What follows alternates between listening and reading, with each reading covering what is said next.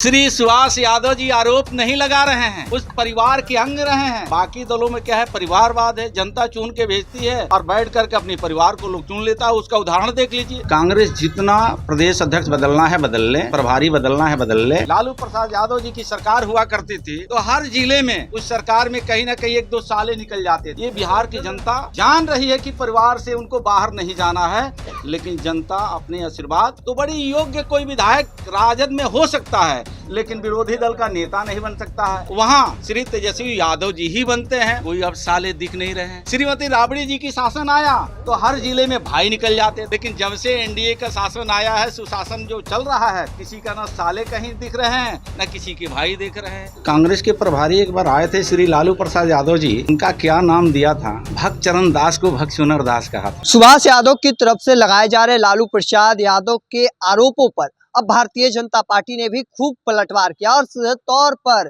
साथ चिराग पासवान के राष्ट्रीय प्रवक्ता अरविंद वाजपेयी द्वारा दिए गए बयान कि जिनके अधिक विधायक होंगे उनके मुख्यमंत्री बन जाएंगे, और इस पर भारतीय जनता पार्टी ने भी साफ कर दिया है। क्या कुछ कह रहे हैं मंत्री जनक राम, उनके पहले पूरे बयानों को आरोप लगा रहे, वही आरोप पहले आप लोग लगाते थे क्या?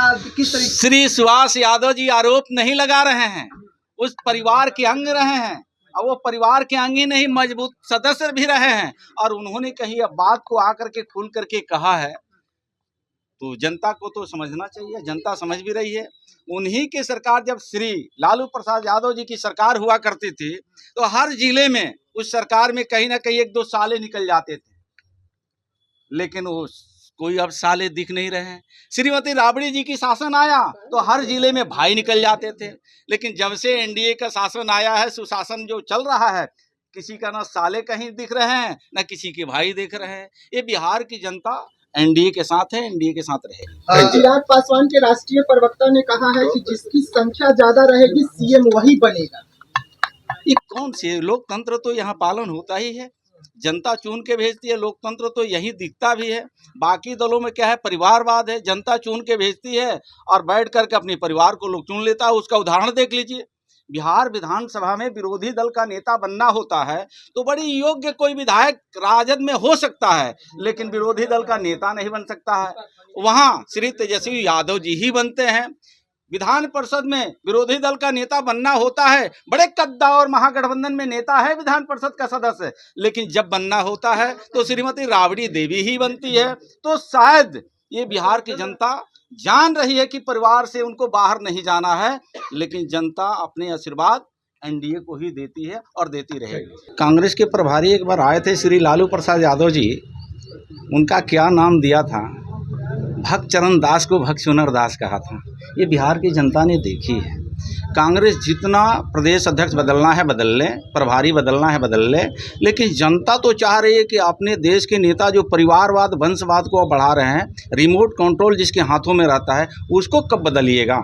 उसको जब तक आप नहीं बदलिएगा, ये देश की जनता कभी आपको माफ करने वाली नहीं। तो आपने साफ तौर पर सुना, उनका कहना है कि हमारे यहाँ तो लोकतंत्र निभाया जाता है, पर राष्ट्रीय जनता दल में जिनके यहाँ जो योग्य विधायक हो सकते हैं, पर बिहार विधानसभा में नेता प्रतिपक्ष तेजस्वी यादव ही बनते हैं। साथ सीधे तौर पर कहते नजर आ रहे हैं कि जो कांग्रेस पार्टी के बिहार प्रभारी बदले गए हैं, तो आपने सुना होगा कभी बिहार के कांग्रेस प्रभारी बनाए गए थे भक्त चरण दास, उन्हें लालू प्रसाद यादव सीधे तौर पर कहे थे भक्त चोनहर दास। साथ ही साथ तेजस्वी यादव पर भी जमकर हमला बोलते नजर आ रहे हैं। उनका कहना है कि जो सुशासन पर सवाल खड़े कर रहे हैं, उनके अपने माता पिता के साथ बैठकर बातचीत करना चाहिए। किनके शासन काल में शिल्पी गौतम कांड तमाम घटनाओं का जिक्र करते नजर आ रहे हैं जनक राम।